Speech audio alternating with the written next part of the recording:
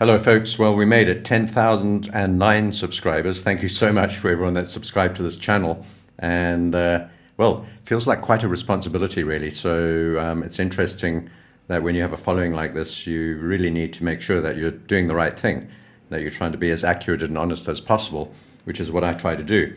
Just want to show you how much a YouTuber makes on, so this is the last 90 days, on a financial channel with 10,000 subscribers. You may think it's a lot of money, but it's not. So that's over 3 months, $1,358.01, which is not an awful lot considering I've got all sorts of things to pay for, plus staff who do some of the video editing for me. So it's not a lot of money. Being a YouTuber is not the way to get rich or to be necessarily fulfilled either. The way to make money is by trading. So let's go and have a look at the charts and see where we are. This is just a quick update, mainly just a thank you for subscribing to this channel and supporting me. I really, really appreciate it, and I will try to do my very best to provide you with the most accurate and honest, reliable information that I can. So that was the reason for this video. I'm going to go through some of these charts very quickly. I'm sure you'll be interested in a few things here. We're long on the euro and the pound. These are moving up nicely. We're also short on the dollar yen. However, on the dollar yen, I'm not going to expand these charts actually just to save time. The dollar yen has now reached the 200 and 100 period moving average confluence, and I expect we may bounce there. There are obvious places to bounce back up to, starting at around about 154. Okay, I will zoom into this one because it's the one that's moving and it's probably the most interesting. So bounce back up to this ledge that we just broke down through today at around 154, just under 154, assuming that we'll bounce here. Also, there's the trend line. You can see we've been hugging the trend line pretty tightly. We may have now moved away from it and might not return. So let's wait and see. I've still got half my position on this, so I'm not expecting this to rally up. I'm not out of the trade, but I would like to add that half back on again at around about 154, somewhere around 153.80 to 154.20 up against this trend line. If we have left the station, we bust through here, we should get down to 151.5, and that's the first Fibonacci retracement number. We haven't even got there yet, and that's the 38% retracement, also this market structure break. So that's a key area which may be more of a price magnet than the 200 and the 100 period moving averages. So watch that level where we are currently for a bounce back up to just under 154, and watch the level below us at 151.50 for a bounce off there. Either way, I'll be looking to sell that 50% back into any rallies that we get. We're also long on the euro and the pound. So someone asked me yesterday in my private chat, where do we think this will go? And quite simply, let's just use a very, very simple approach to this. I think we could get back to the bottom of the range on the dollar index, which is around about 100. That's the parity level for the dollar index. And we're now currently at 107.50. So that's 7% below us, not quite 7. Maybe it is 7, not 7.5. And 700 pips, you could call it, if you're looking at the euro and the pound. Not exactly accurate, but something like that. So to get into this bottom range, order block zone on the dollar index, means that the dollar will have to lose ground against the euro and the pound too, to the tune of about 700 pips. You can add that on to where we are currently. We're at 1.04 on the euro, for example. Add on 700, that takes us to 1.11. And that's, so let's call it 1.1. That's my target for the euro. That's about 600 pips above where we are currently. Same sort of thing for the pound, 600, 700, 800 pips, something like that, above where we are right now. We're at 1.25, so 1.31 to 1.32, something like that on the pound. And the dollar yen, I think we'll carry on moving down. Down in much, much lower. I'm thinking 140s, 130s, maybe even 120s eventually, as this carry trade may unwind. And that could put some pressure on the stock indices. We saw it last time. Let's just go back and have a look at this chart one more time. I'm not sure if we'll get through all the instruments today. This big sell-off over here, the unwinding of the carry trade, caused a big 15% sell-off in the stock markets too, as assets moved out of risk assets, or money moved out of risk assets back into the yen, which has been borrowed at very cheap rates to buy US currency, bonds, and equities. So naturally, as the yen strengthens, as that carry trade becomes less favorable, money will move out of those assets back into the yen. The dollar yen will weaken, and the equities market, as a result of that, should add to the further downside of the equities market. Considering all of that, we've just gone short at Another tranche short now on the NASDAQ. Let me just quickly copy this and clone it. Right there at the top today. So we've got two shorts on the NASDAQ, roughly from the same price. But I do think that this has got a good chance of moving down, not just because of the dollar yen carry trade potential unwind, which it may or may not do. I'm not saying it will, but potentially. And just generally, of course, in these markets, I'm looking to the short side. The higher we go, the more likely it is that we are to move down quite sharply, 10, 15% at a minimum, I think, on the NASDAQ and the S&P. But if this is going to be a general correction and a recession and a big stock market move down, I don't think we're ready for that yet, but we might be. Who knows? If that does happen, then a much deeper correction. I'm looking at least for the first 10 to 15% downwards on the NASDAQ and the S&P. We got out of our German 30 shorts at the bottom 2 days ago and near the 20-period moving average. Not quite getting there, but we bounced off there. I have no positions on the German 30. We remain long on Tesla, Apple, Coinbase, and nothing else on anything else. I was tempted to sell Nvidia yesterday. This looks awfully weak to me, and I wanted to sell it at the 200-period moving average there. We're below everything on Nvidia. I kind of guess, I understand why people would like to be buying this at this level, but we've got an order block some way below us, which looks more secure for a buy. We're below the 200. We're below that big gap, which we have not retested. All the other moving averages are above us, and we're below this trend line, the purple line. We've sort of moved up, just closed on top of it last night. So let's call it on the trend line. So it doesn't look good to me. And if anything, I might be looking to sell Nvidia rather than buy it. So that's my opinion. Now going across to Bitcoin, still remaining weak. We may have another week or 2 or 3 for us to bumble around, but we still remain long on Ethereum, Bitcoin, and XRP. But let's have a look at the big guy. By the way, I've just taken my profits on gold down here at the bottom. We're at 28.70 now. We've just got out of gold, but we're holding our long silver position. Target for silver, $60. Okay, I just said that to wind you up, but maybe, you never know. I kind of think that that's where we're heading on silver, but it might not get that far. But certainly up quite a lot higher, maybe into the 40s and 50s.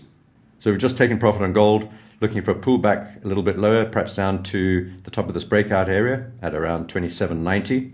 And I guess the 20-period moving average will catch up to that level. So around about 2800, 27.90, 27.80, and at the worst, maybe down to 27.20 on gold. But we're now out of gold, having taken a really good profit. We took $200 profits on gold over the last move up. And I think that's enough for now. It's tempting to stay greedy on this, but I think let's wait for a little bit of a pullback. But we are holding onto our silver position, and that's looking good. We have broken up above that recent high just to the left of us. There's another high. I think I'll have to zoom in on this. Wrong one. There's another high. I'll get back to Bitcoin shortly over here. So you can see where we are now at 32.46. We've broken out through that swing high, and we've got another one over there. We're right at it right now. It's easy to miss because that goes back to May last year, but we're right at that level. So there, and of course these highs here. So it's generally a very powerful resistance level. If we manage to break up and close above there on silver, we could see a lot more upside and a sharp, almost flat top. Apart from that spike up through there, that fake out. Apart from that fake out, we've got a flat top with a rising bottom. It's very much like an ascending triangle if we ignore that little fake out. So this could move up quite sharply, and we could be up at $35, $40 before you know it on silver. So that's why I'm holding on to that. We will try and rebuy dips on gold. Now Bitcoin, ignoring all the others, remembering that we're long on Ethereum, XRP, on Bitcoin, is just holding here. Now that big spike down to the trend line a couple of days ago, which cleaned up a lot of retail traders. We didn't get below that low, so no real panic for me in any case, and just forming another bottom at that flat bottom. But you can see there's no real impetus or enthusiasm for this market to rally up too dramatically, and I guess we may have to bump along a little bit more as we maybe hug this rising trend line underneath us. It's quite a long trend line now. We've got further trend lines below and the 200-period moving average down there. We cannot rule out a dip down to 75,000, 76,000, the original breakout level before this big swing up. So don't rule out a pullback to the breakout point. It's very, very possible that will get the market completely on the wrong side and stop out a lot of traders, panic a lot of traders, and perhaps readjust, add some more liquidity at lower levels. I don't think that's the most likely thing, but it is possible, and we'll have to be very, very nimble. And if we close below that level, perhaps this level here at 89.3, then we'll have to allow for a dip down much, much further.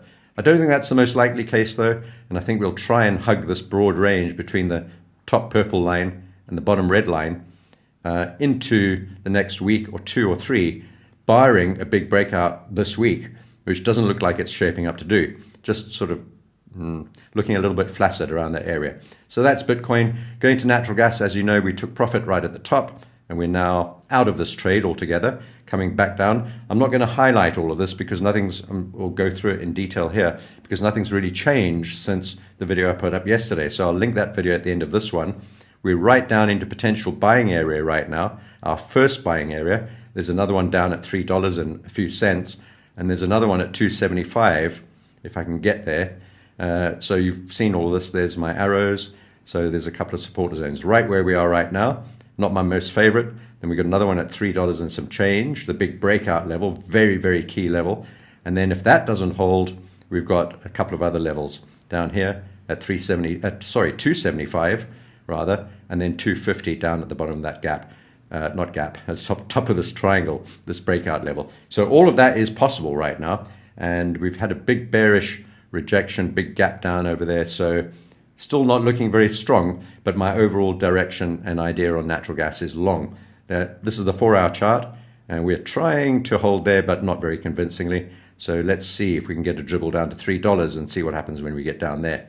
We're also short on WTI oil, and we're long on uranium. Now, uranium has been weak, but it's one of those sort of positions where one just keeps on buying dips, perhaps taking some profit on rallies, and it's a zigzaggy, upward, gradual, gentle slope, which is going to take many, many years as uranium and nuclear power comes more into vogue. But there you go. So getting back to WTI, we're short on this. We've been short right from the top there at that trend line. Haven't really covered this for any length of time. I've got this thing here saying Moab. I put this up on X a while back, a few days ago. Moab does not stand for mother of all bombs, but it stands for mother of all breaks. If and when crude oil breaks down through this level, we should see a very dramatic further drop and get down towards the bottom of this channel and the trend line down here. This is the broader channel from which we sold, and we'll aim for that level first, down at about 50, maybe 60, 58, 60, somewhere around there.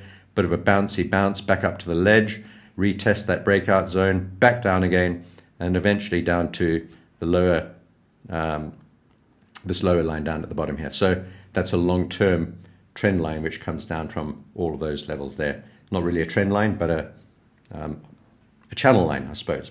So that's WTI. We remain short on that, looking for those much lower levels. And then just looking at the US 10-year, we're long on TLT. That's moving up quite nicely. We're at about 86. Our break-even point is just below 90. I'm thinking of just getting out of this trade altogether. But when we go across to the US 10-year, you can see we've got a pretty important break imminent. There's a big swing high, swing low, swing low, swing low on multiple occasions recently. We tried to get up back through that trend line and the 20-period moving average. We've got a potential head and shoulders pattern, which is getting a bit skew now. But nevertheless, I'll leave it in for now. We could actually move the shoulder line, maybe, something like that. We'd have to draw it out, move the angles a little bit. But nevertheless, if that does break and hold below that level at about 40, about 4.5, we could see a very quick drop down to about 4.3, maybe 4.25, and maybe even 4.15. So that will push TLT up, and actually maybe getting out would be a bit premature, but it's just a very long, boring, frustrating trade. VIX, we have nothing on, and the US dollar against the South African rand, we have nothing on, and I'm surprised that actually this has moved down a bit given all of the talk between Donald Trump, Elon Musk, and all the leadership, various parts of the leadership of the South African government of unnational unity. So let's see. The rand seems to be doing quite well. And maybe there's something that we don't know about, some deal that they've made on the horizon regarding the potential sanctions, expropriation of land without compensation, all of that's going on with direct intervention, at least verbal for now, maybe even with aid and so on as well. I'm not sure of the details, but definitely verbal by Donald Trump against South Africa. So I would have expected the rand to collapse further. In other words, for this chart to move up as the dollar strengthens against the rand. Has not done so, partly because the dollar is weakening generally against all currencies, as you can see, against the euro, the pound, the dollar yen, and even the Swiss franc. So dollar index, let's have a look at that lastly. Quickly see where we are on the dollar index. I put this up on X and I posted this on one of my videos. This is a perfect CMT, CTA, technical rejection, trend line, breakdown, retrace back up to the trend line, and probably the 78.6% Fibonacci level, the top Bollinger Band too, and then a move sharply lower. So it all looks good for a weaker dollar, moving back down towards the 100 level. How far we'll get back down towards that level, I really don't know. So that's it. We're short on NASDAQ, a new tranche, looking nice, looking like it's likely to move lower. And if we do see a massive unwind, a further unwind in this dollar yen carry trade, in other words, this plunges by, 2, 3, 4, 500 pips today, which it is wont to do on occasion, we could see quite a dramatic effect on the stock market, something that people may not have already considered. I'm not too sure. Well, once again, thank you so much for getting us to 10,000 subscribers on YouTube. We've got about 8,000 on X too. I really appreciate it. I take this responsibility, and I do think it is a responsibility when you're talking about money and people's livelihoods and people's trust, to do it properly, to do it ethically and truthfully. So I'm looking forward to this next year ahead together. 2025 is going to be a great trading year.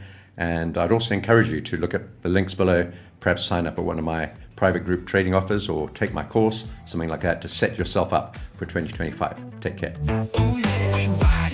On that crypto train, got my mindset, ain't no time for no pain. Bulls and bears, man, they just can't compete. We're stacking our stats, won't accept no defeat. Come on, to the moon, baby, we will to the moon. All around the world, everybody sing the tune. Right now, all the storm, crypto fever's coming soon. Bitcoin rally, y'all watch us break out of this cocoon. Late nights, early mornings, checking the charts. Got my wallet thick, yo, we playing smart. No sleep, no fear, it's a digital boom. Crypto bulls, drool, FOMO, rules.